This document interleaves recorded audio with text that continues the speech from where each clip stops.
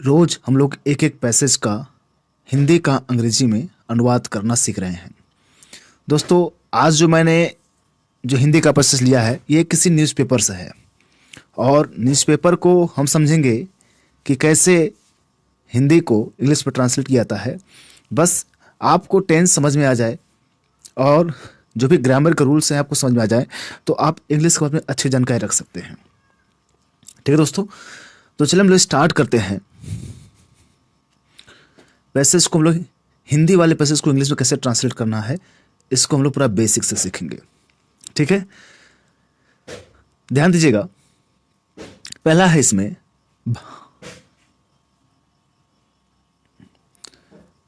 भ्रष्टाचार मूलतः मनुष्यों में नैतिक मूल्यों का पतन है।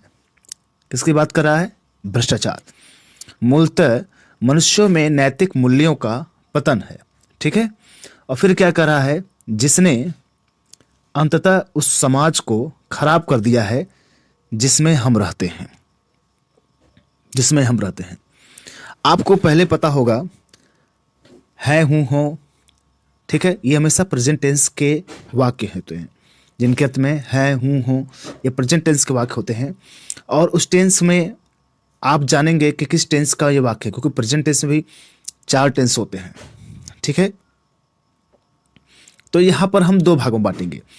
भ्रष्टाचार मूलतः मनुष्यों में क्या है? नैतिक मूल्यों का पतन है। पहले इस वाले भाग को, भ्रष्टाचार मूलतः मनुष्यों में नैतिक मूल्यों का क्या है? पतन है। ठीक है, पहले इसके बारे में हम लोग स्टडी करेंगे। फिर उसके बाद जिसने अंततः उस समाज को खराब कर दिया है जिसमें हम रहते हैं, फिर इस पार्ट को हम लोग बनाएंगे। ठीक है, तो चलिए स्टार्ट करते हैं। पहले हमारे बनाने का तरीका वही होगा। पहले हम सब्जेक्ट लिखेंगे, उसके बाद हम लोग हेल्पिंग वर्ब लिखेंगे, हेल्पिंग वर्ब के बाद मेन वर्ब लिखेंगे, उसके बाद हम ऑब्जेक्ट प्लस अदर वर्ड, ये चीज़ें हम बिल्कुल नहीं भूलेंगे। ठीक है, तो यहाँ देखिएगा, भ्रष्टाचार मूलतः मनुष्य में नैतिक मूल्यों का पतन है। कौन है? कौन है? भ्रष्टाचार। तो भ्रष्टाचार को इंग्लिश में क्या कहा था भाई? करप्शन। करप्शन। क्यों? अब करप्शन को हम काउंट कर सकते हैं? नहीं। जब हम करप्शन को काउंट नहीं कर सकते हैं इसलिए इसके साथ हम क्या लाएंगे? अनकाउंट, इसे इज लगाएंगे। क्या लाएंगे? इज। करप्शन इज हो गया। Corruption is. उसके बाद देखिए क्या कहा जा रहा है? करप्शन इज बेसिकली, थोड़ा मैं कलर चेंज कर दूं। करप्शन इज क्या है? करप्शन क्या है? ठीक है, हमने करप्शन के बारे में देखा। करप्शन क्या है? हो गया। करप्शन को करप्शन इज हो गया। ये लाइन देखना आपको। करप्शन इज ये क्या है? मूलतः मनुष्यों में नैतिक मूल्यों का पतन है। या मतलब क्या है? ये क्या है? ये एक पतन है। कैसा? मनुष्यों में नैतिक मूल्यों का। नैतिक मूल्यों का। तो बेसिकली मतलब क्या होता है? मूलतः। बेसिकली मतलब क्या होता है? ये जो आपका बेसिकली मूलतः, ये क्या है? The degradation. The degradation means क्या होता है? इसका मतलब द डिग्रेडेशन मीन्स होता है, इसका मतलब आपका होता है पतन। क्या होता है? पतन। द डिग्रेडेशन मीन्स क्या होता है? पतन। ये पतन है किसका? ऑफ मतलब का, की होता है का, किसके? मोरल वैल्यूज का। किसके? मोरल वैल्यूज का, नैतिक मूल्यों का पतन है। कहां पतन है? अब देखिए, इन ह्यूमन बींग्स, मनुष्यों में। इन ह्यूमन बींग्स, क्या बोलेंगे? In human beings. In human beings का मतलब होता है मनुष्य जाति में, यानी मनुष्यों में। ठीक है, मनुष्यों में। ह्यूमन बींग्स होता है मनुष्यों में। ठीक है, तो यहां पर आप समझ गए कि भाई इसका क्या कहने का तात्पर्य था? Corruption is basically. Corruption is basically means क्या होता है? बेसिकली मीन्स क्या होता है भाई? मूलतः। तो करप्शन इज, करप्शन है क्या? बेसिकली, मूलतः। द डिग्रेडेशन है। डिग्रेडेशन मीन्स क्या होता है? बताइए। पतन है। डिग्रेडेशन मीन्स होता है पतन है ऑफ मोरल वैल्यूज। किसके? नैतिक गुणों का। किसके? नैतिक गुणों का। इन मतलब में, किसमें? ह्यूमन बींग्स, मानव, यानी मनुष्यों में, यानी मनुष्य जाति में। क्या है? करप्शन क्या है? एक पतन है, एक डिग्रेडेशन है। नेक्स्ट देखते हैं, जिसे अंततः उस समाज को खराब कर दिया है, जिसने अंततः उस समाज को खराब कर दिया है।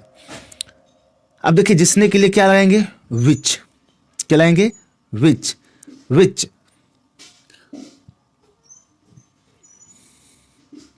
विच लगाएंगे, क्योंकि विच का इस्तेमाल कहाँ होता है, जब कोई चीज नॉन लिविंग हो तो उसके रिस्पेक्ट में हम रिलेटिव सब्जेक्ट का प्रयोग करते हैं। ठीक है, तो यहां पर भ्रष्टाचार की बात हो रही है, जाहिर सी बात एक भाववाचक बात हो रही है नॉन लिविंग की, इसलिए हम विच लगाए हैं। क्या लगाए हैं, विच। अब क्या कहा जरा, अल्टीमेटली। अल्टीमेटली मतलब होता है क्या, अंततः। हो गया, अंततः। ये हैज प्रेजेंट कर दिया है ना, दिया है, लिया है, किया है, कर चुका है, जा चुका है, इसको प्रेजेंट परफेक्ट मानते हैं। तो अल्टीमेटली, अंततः, विच अल्टीमेटली, जिसने अंततः हैज रूइंड, मतलब हैज रूइंड का मतलब क्या है, बर्बाद कर दिया है या खराब कर दिया है। हैज रूइंड मिस होता है क्या, बर्बाद कर देना है, खराब कर देना।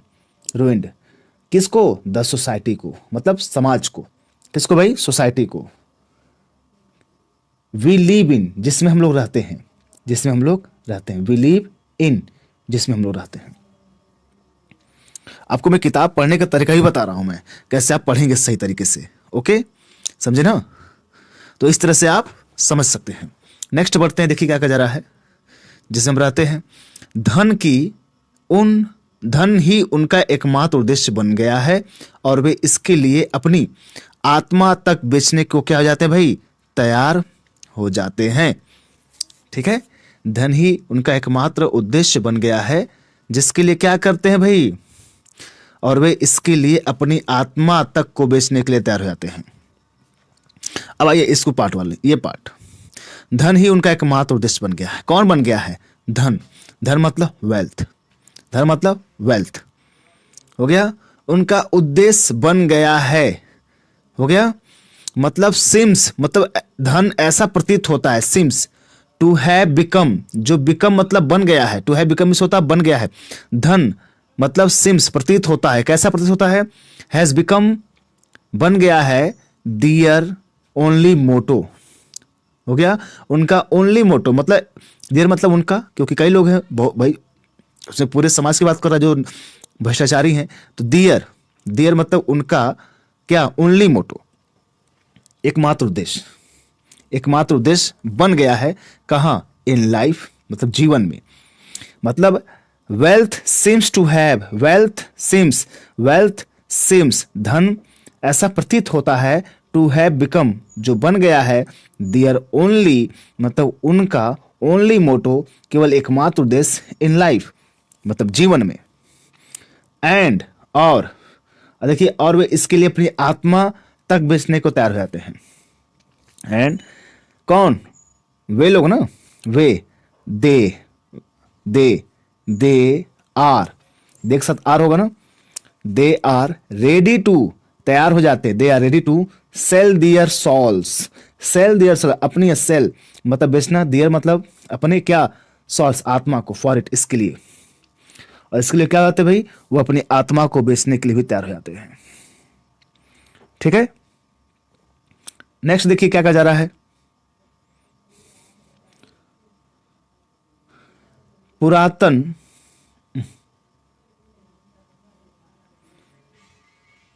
मूल्यों की पुनः स्थापना करके जल्द सफलता पाने के सभी रास्तों को न अपनाकर तथा सच्चे प्रतिभावान व्यक्तियों को अक्सर अवसर प्रदान कर इस ज्वलंत मुद्दे को निपटाया जा सकता है। भाई देखिए, हमारी संस्कृति में ब्राइब मतलब घूस लेना, ये सब रिश्वत लेना, ये सब बहुत ही क्या था, पाप समझाता था। ये क्या समझाता था, पाप, एक हिसाब से पाप ना था। लेकिन आज के समय में क्या है, जो जितने बड़े पोस्ट बैठा है वो उतना ही बड़ा चोर बैठा है। ठीक है, तो यही चीज बात कही जा रही है। तो पुरातन मूल्यों की पुनः स्थापना करके जल्द सफलता पाने के सभी रास्तों को न अपनाकर, यानी पुरातन व्यवस्था पहले मेहनत करते थे, ध्यान लगाना, हो गया, अपने लक्ष्य के बारे में अच्छा समीकरण तैयार करना, ये सब चीज़ होती। आजकल बिना अपनाए लोग ऐसे जल्दी चाहते कि हम अमीर बन जाए, ये तमाम चीजें हैं। देखिए क्या कहा जा रहा है, पुरातन मूल्यों की स्थापना, पुनः स्थापना करके। तो स्थापना करना क्या है, रिस्टोरेशन। रिस्टोरेशन में इसका रिस्टोर बोलते हैं ना, आप सुने ना, रिस्टोर मतलब होता है फिर से स्टोर करना। रिस्टोरेशन में क्या होता है, फिर से पुनः स्थापना होगा। The restoration of old values हो गया, यानी पुराने मूल्यों का क्या करके, स्थापना करके, ओल्ड वैल्यूज, ठीक है, पुराने मूल्यों का स्थापना करके। The restoration of old values, पुराने मूल्यों का स्थापना करके। अ बिग मतलब a big no to all ways of achieving, मैं इसको डालता हूं, अचीविंग क्विक सक्सेस, ठीक है, मतलब पुरातन व्यवस्था को छोड़कर, एक सेकेंड,